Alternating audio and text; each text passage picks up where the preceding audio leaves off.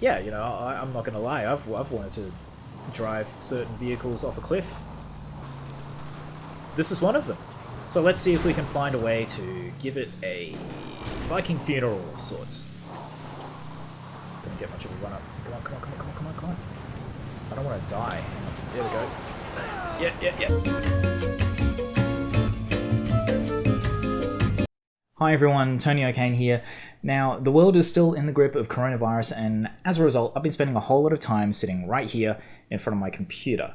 Well, that does make life a little bit difficult because I can't really get out and review cars terribly easily, especially right now because I live in a city called Melbourne in Australia, and we've had a little bit of a containment issue. As a result, we've moved to what's known as stage 4 restrictions. What's stage 4? Well, it basically means I can't leave my house for longer than an hour per day, and I can't travel more than 5 kilometers from my home, which obviously means I can't really get out and about and review and photograph and do videos on cars for you guys. But what it does mean is that I have an abundance of spare time to lean back and play some video games. So thankfully, I've found a way to make those two things intersect. That's right, today we're going to review some virtual cars. Now, I can't think of a better game to do this than Grand Theft Auto 5. Not because it's the best simulation of cars, but because it has the greatest variety of vehicles available for you to choose. It's not like most other driving games where the focus is on racing, and as a result you're always in high-performance vehicles. This has everything. It has slow vehicles, practical vehicles, fast cars as well, dumb cars too. Most of them are designed to mimic something that you might find in real life. So as far as a virtual road testing exercise, I think it's the perfect platform to it. So let's spool it up and jump right in. Okay, so the first car we see is the first car we review, and it happens to be this red thing that's parked outside Michael's house. Now, it's called the Classe Premier, which, we're off to a bad start, because in my experience, cars with grand, fancy names almost invariably end up being incredibly mediocre. If a manufacturer has chosen a fancy name for their car, then you can basically guarantee that the car itself is going to suck. Oh boy, okay, I didn't expect to be this correct, but the greatness of the name is definitely in inverse proportion to the greatness of the car. This car is a joke. It's a slug, it doesn't handle, it can't get out of its own way, it can barely get out of the way of other traffic. In fact, this thing is like rental car bad. You know, the cheapest sedan that you can rent at the airport, think of that. And like all good rental cars, the Classe Premier really just encourages you to thrash the absolute hell out of it and then abandon it somewhere where no one's going to find it or set fire to it. I don't know. Either way, you're out of the car, and that, to me, is a good thing. What is this bullshit? Oh yes, it's getting the treatment it deserves now. Great car! Fucking beautiful!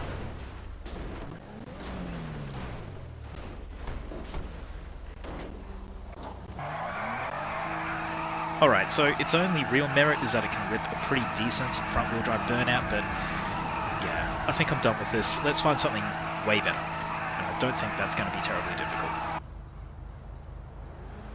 Okay, this is the Albany Emperor, and Albany is essentially a Cadillac ripoff, and as you can tell by this thing, it's got a little bit of 70s/80s New York gangster vibe about it. And it's a pretty intimidating thing to look at. The bonnet and boot lid are super long. It's about a mile wide. It's kind of cool, I guess. You know, if you're into big, brawny cars that have the aerodynamic qualities of a brick, the Albany Emperor is for you. Okay, I've quickly discovered that this thing has no redeeming qualities in terms of performance, and it's just a big old bus. It's a barge. It's very much a classic Luxo barge car from the era where American cars really began their descent into mediocrity. And yeah, I guess credit to Rockstar for accurately simulating that, because you hop behind the wheel of this thing and you can't wait to get back out. I mean, you can tell that there's a V8 under the bonnet because it certainly sounds like there is. However, I'm fairly certain that there are faster accelerating glaciers out there than the Albany Emperor. This thing is a true slug. I thought that the class Premier was slow. This thing has reframed my knowledge of what a slow car in GTA 5 is. This thing is never in a hurry. So if you hop in one, be sure that you too are not in a hurry. Does it turn corners reluctantly? Does it stop eventually? Does it do anything that would make me recommend it to you, the gamer? No, not really. And yeah, like the class Premier, I'm gonna find a creative way to end it all. So bear with me.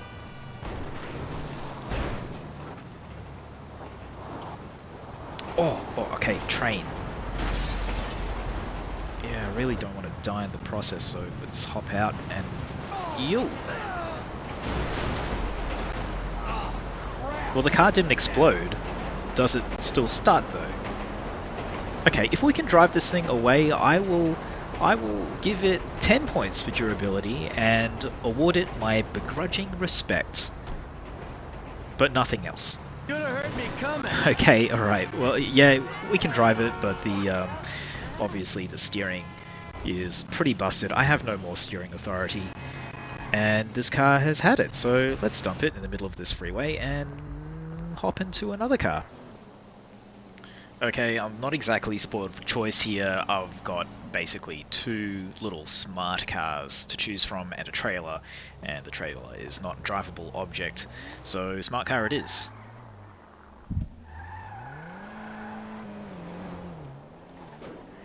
Okay, this is a benefactor panto that we're driving, and it's obviously a Smart 42 clone, and I have to say that it's a pretty zippy unit, which you'd expect for a city car, you know, a light little runabout. But the main thing that really surprises me is just how stable it is at speed.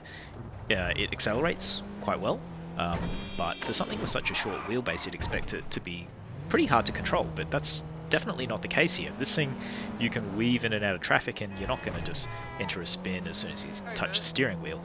It's quite the opposite, actually. This is a good thing so far. I'm pleasantly surprised. Hey, you remember the Bourne Identity? Specifically that part where he drives the Mini down the stairwell? Well, I want to see whether the Panto can drive up a stairwell. It does it! And it does it surprisingly easily. What the hell?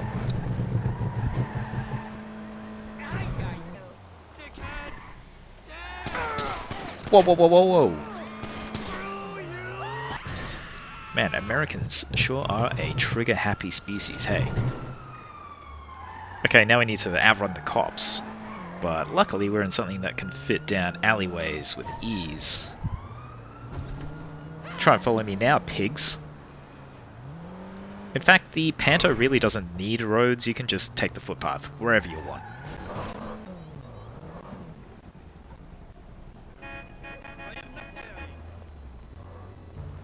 Oh, yes! Half pipe. Oh, words cannot describe just how much I've wanted to do this to a car in real life. This is too much fun. This thing's like a little skateboard.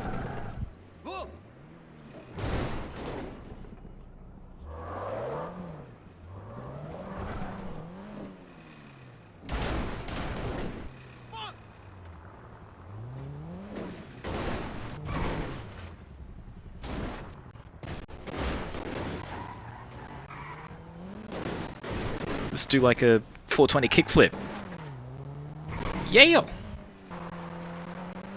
Alright, that's enough of that. These beachgoers are incredibly chill with a car just ripping up the sand right between their towels. But, you know what? If you've been to this part of Los Angeles, Venice Beach area, you go over here and you'll quickly understand why everyone's so chill. You'll smell it in the air, so to speak, and it has a lot to do with what you'll find around these stores right here. You know what? I really like this car. I think it's a real underdog thing. It's quick enough. It's super controllable. You can evade the cops because you can just fit it down whatever road you want. You don't even really need roads. It'll do sick flips on a half pipe. There's nothing this thing can't do. I think we're done with it. Mad respect to the Panto, but yeah, it's time to move on to another car. We haven't really done anything with an SUV as yet, and we've got a couple here. There's this sort of Audi Q7 looking thing, and a little Bentley thing that may be a bit too high end for my liking, but see, you know that this GT40 thing is going to be good. You know that this Audi R8 thing is going to be good. Right now, I just want an SUV. Now, this looks like a Lexus RX, which is a safe choice, but probably a fairly boring one. Oh, Wrangler, a little bootleg Wrangler. Let's hop in this one. Mesa, or Mesa. I don't know how you pronounce it. Mesa gonna go on the road test today. Okay, so we're in a Jeep clone, so let's go do some Jeep things, huh? Now, my understanding of the Jeep marketing material leads me to believe that these things literally do not require roads at all. In fact, I suspect that if you drive it on a paved road, it actually voids your warranty. So let's just head for the hills, let's just find somewhere as dusty and dirty as we can, and see what this thing can do. Let's see if it actually lives up to the Jeep stereotype. Alright, there's a hill, I'm just gonna peg it and go for it. Okay, it's actually doing quite well. All I'm doing is just driving straight up a hill, and it's getting me up there. It's doing fine. It's doing better than fine, actually. This is a really steep grade. And there we go, it did it. No sweat, like that was super simple. Let's try and find something a little bit harder. Alright, so we're en route to some actual 4x4-ish type stuff, which means we need to drive this thing on an actual highway for a little bit, and unfortunately, that reveals the flaws in the Mesa, in that it has terrible on-road handling, it's pretty ponderous in terms of its steering, it goes and stops, but slowly for both, and yeah, I don't think it's a great thing if you're trying to be fast on the street. It's just heavy, and you know what? The real world Wrangler is exactly like that. So, yeah, okay, it actually mimics its real life counterpart quite well. That's not too bad. Now, one thing Jeeps are known to do is cross rivers. Let's see if we can get across this. Actually, let's see if we can drive down the waterfall and survive.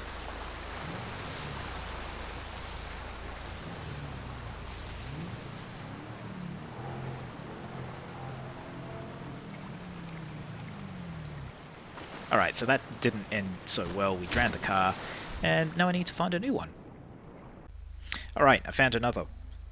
You see that dark hill in the distance? That's where we're going. The top of it, specifically.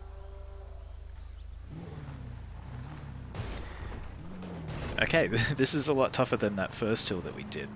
You actually do need to pick your line a little bit carefully because it's so steep, and if you lose forward momentum, you end up sliding backwards quite a fair way. And the last thing I want to do is start rolling down this hill because we'll probably not stop until we reach the lake at the very bottom.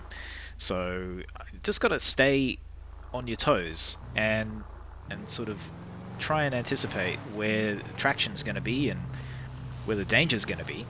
And hopefully we can get up to the spur up here and maybe just drive up the top of that, because I think there might be a trail up there. Alright, we reached the trail. It's like a hiking trail. I saw a person jogging up here before. I think it leads right to the top, so as long as we stay on this and we don't fall off, we should be fine.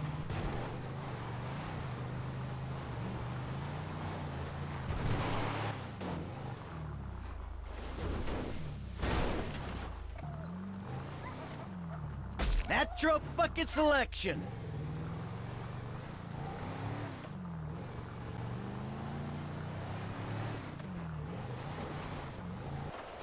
Might just stop here and take a selfie. Huh, would you look at that? Oh, we're so close to the top, I can see it. But it started to rain, and yeah, rain does affect your traction.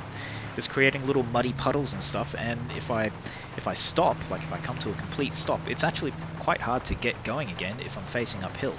So yeah, there's some genuine challenge there. It's sort of, you know, it's a pretty simplified version of off-roading, but it's not too bad. At least this vehicle, the Mesa, isn't too bad at this sort of stuff, and yeah, it hasn't been too difficult to get up here.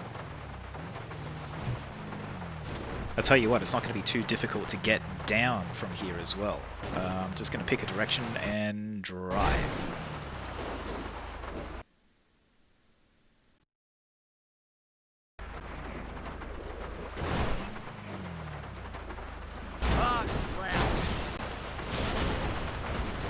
Oh my god, okay. Yeah, I didn't expect to survive this long. We've sort of just been bouncing along this canyon, and the car is fine. Like, it's actually, the engine's still running. We just keep pinballing from stuff to stuff, and I have to make sure that we don't hit something big head on, because then I think the car will explode, but so far, so good.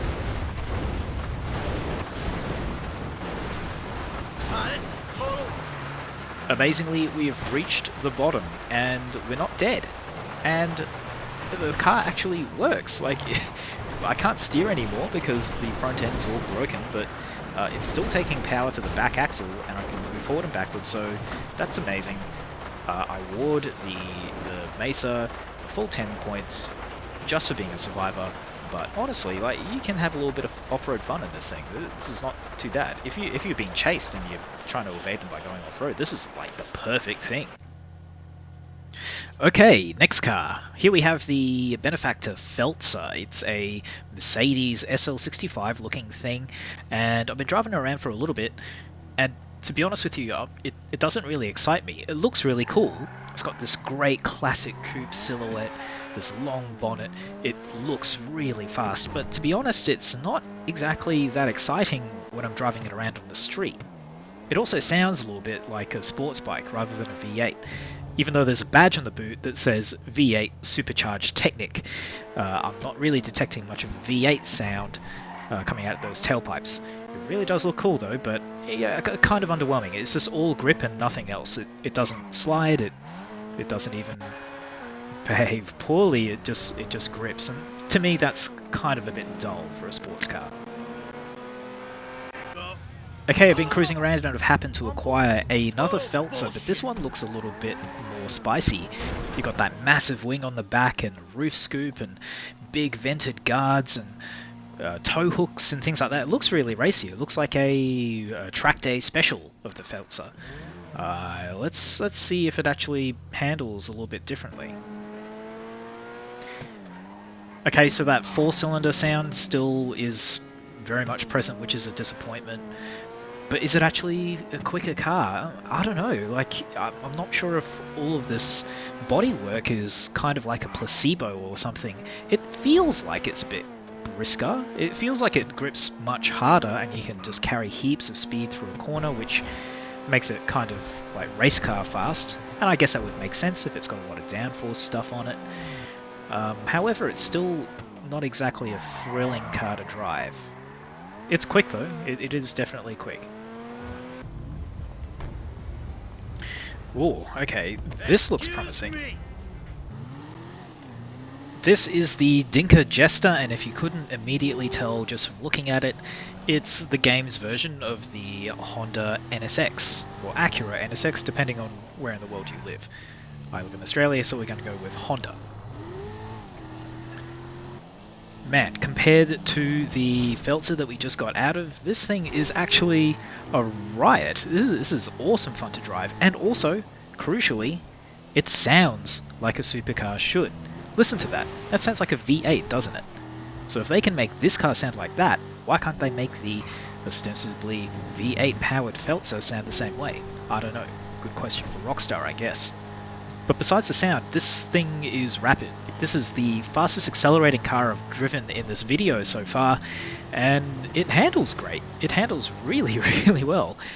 In fact, you know, you can kind of get the back out a bit. It even feels a little bit mid-engined, like the NSX is, because if you give a real sharp sort of lift off the throttle when you're entering a corner, the rear end will start to rotate around, much like it does in real life. You get a little bit of steer from the rear action going, and that's really cool. It doesn't behave just like all the other cars, and I think that's great to see. I think between this and the Panto, those are, yeah, I think I found my two favourite cars in Grand Theft Auto 5, at least in the vanilla menu of vehicles that you can choose from. I'm not including all the new cars that you can easily get in the online mode. This is just what you get with the vanilla game. But yeah, the Jester is one of my favourites, that's for sure. Okay, I probably should wind up this video because it's getting a little bit long now, but I robbed a security guard and took his Prius patrol vehicle just to see what that's like. And surprisingly, it is actually modelled fairly well as far as a hybrid vehicle in a game. It does the whole sort of engine off-coasting thing, regenerative braking, as far as I can tell anyway. Like, the engine doesn't make any noise when you drive it gently, and if you drive it fast enough then the engine kicks in, and obviously it's very smooth and quiet, just like the real world Prius is. But obviously, as you know, fuel economy means nothing in the world of Grand Theft Auto 5, so this car means nothing. I don't recommend driving it, it's really quite slow. But look, I hope you've enjoyed it. This has just been a little light-hearted sideshow. Hopefully I'll get out of house arrest soon enough and we'll get back to reviewing real cars. But for now, I might just play on. Thanks for watching, everyone. See you next time.